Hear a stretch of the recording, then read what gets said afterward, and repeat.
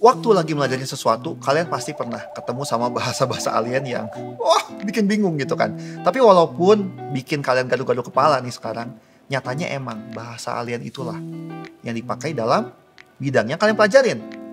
Begitu juga desain grafis. Di aplikasi desain yang berbeda, kalian bisa ketemu istilah yang beda juga gitu. Misalnya kalau bikin teks di Adobe Illustrator, kalian tuh kan pakai tools yang disebut Type Tool. Tapi kalau misalkan di Corel, dia tuh toolsnya namanya Text Tool. Makanya sebelum kita bahas aplikasi-aplikasi desain yang kayaknya tadi kalian udah bingung banget gitu ya, kita harus kenal dulu istilah umum di dunia desain grafis. Mari kita siapkan catatan kalian.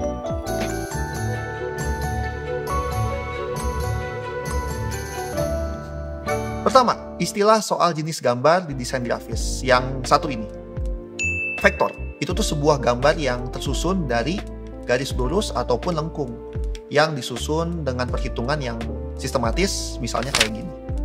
Nah, kalau vektor itu tersusun oleh garis, bitmap itu beda. Dia kesusun dari pixel. Kayak gambar ini. Gitu. Kalau kalian zoom, terus kalian ngelihat kotak-kotak super kecil ini, nah itu dia yang dinamakan dengan pixel. Biasanya kalau gambar bitmap tuh punya format-format yang kayak gini. Oke, istilah yang pastinya bakal kalian temuin juga ialah soal jenis warna. Contohnya tuh dua nama ini. Tapi tenang, dua istilah ini gampang banget buat diingat. Soalnya mereka tuh sebenarnya tuh singkatan dari warna-warna. Kayak si RGB nih. Ini tuh singkatan dari red, merah ya, green, hijau, blue, sama ya blue, biru gitu. Sedangkan si MYK ini tuh dari warna-warna yang biasanya kalian lihat di samping printer. Ada kan tuh ya? Oke, jadi yang ngebedain dua model ini tuh sebenarnya apa sih? Ngapain perlu ada dua warna kayak gini kan? Kalau kalian bikin gambar digital, idealnya pakai yang si RGB tadi. Kenapa? Ya kan pertanyaannya. Karena simpelnya warna ini tuh bagus buat gambar yang emang dilihat di handphone atau laptop kalian sekarang gitu.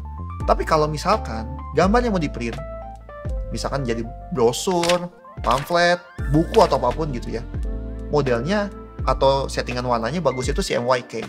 Karena ya tadi, itu tuh warna emang tinta-tinta yang ada di printer kalian gitu kan. Jadi lebih akurat lah intinya. Oke, masih ada lagi istilah lainnya yaitu DPI dan PPI.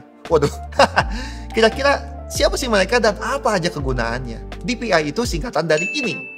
Nah, DPI itu tuh berhubungan sama resolusi waktu kalian kayak ngeprint sebuah gambar. Sederhananya, dalam 1 inch ada sejumlah titik. Kalau makin banyak titik dalam 1 inch, maka gambarnya makin bagus atau makin detail gitu ya. Sedangkan kalau PPI sebenarnya juga mirip-mirip sih. Cuman bedanya PPI itu singkatan dari yang nunjukin kepadatan pixel dalam 1 inch. Masih inget gak soal pixel tadi itu apa yang di atas? Kalau lupa, makanya siapin catatan. Coba tanya teman kalian di kolom komentar juga soal-soal yang kayak gini. Kalian banyak diskusi, nanti kalian juga makin hafal gitu kan. Oke, balik lagi. Singkatnya, sama kayak DPI itu makin banyak jumlah pixel dalam 1 inch, maka semakin bagus juga gambarnya. Contohnya kayak gambar ini. Selama belajar desain, kalian juga bakal nemuin sama yang namanya layout dan grid. Oke, bayangin kalian tuh lagi ngedesain sebuah sampul buku. Terus di sampul itu tuh kan kalian masukin teks judul ya, dan nama penulis, dan ada ilustrasinya, ada gambar-gambarnya.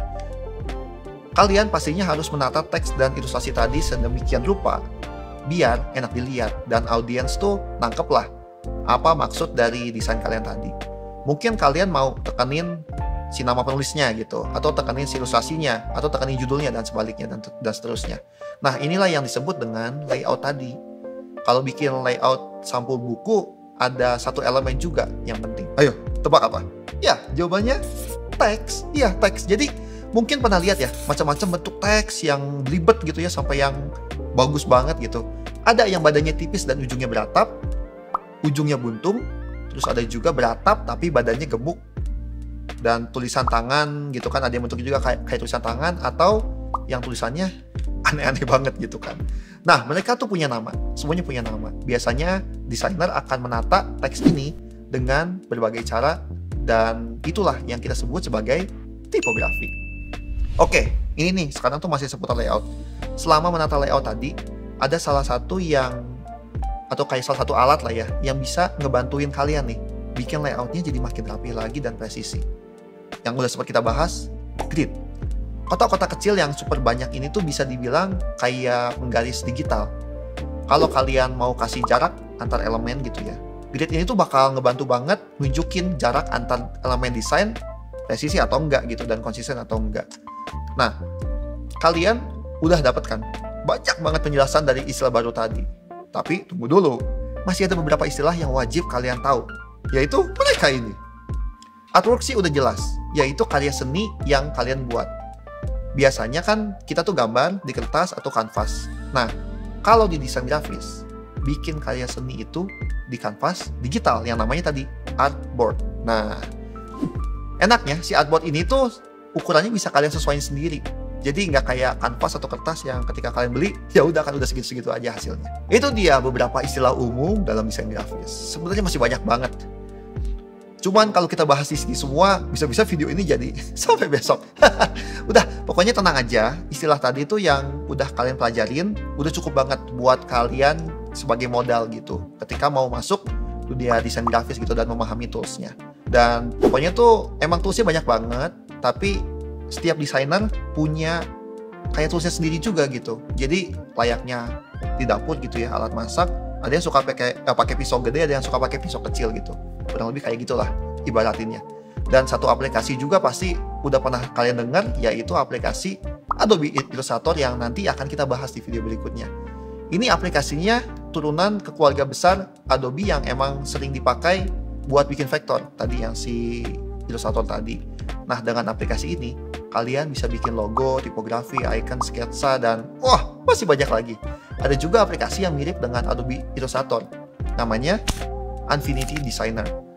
Ini aplikasi yang cocok buat para pemula karena tools yang di dalamnya tuh lebih simpel lah ya, lebih gampang, lebih enak buat dipakai waktu awal-awal. Selain itu juga ada CorelDRAW, aplikasi dengan fungsi yang sama, yaitu bikin grafik berbasis vektor gitu. Nah, itu dia penjelasan singkat soal apa aja yang perlu kalian ketahuin kalau pengen jadi desainer. Gimana? Seru nggak? Ini video kedua nih, harusnya makin excited. Coba sekarang buka salah satu aplikasi desain kalian dan cari nama-nama atau di mana aja letak istilah tools yang udah kita pelajarin di atas. Kalian pasti akan nemuin istilah tools baru, tapi buat saat ini, inilah basic yang minimal kalian tahu sebagai pemula. Jadi sampai sini dulu seperti biasa. Nanti kita akan ketemu lagi di video selanjutnya. Dan seperti biasa, terima kasih.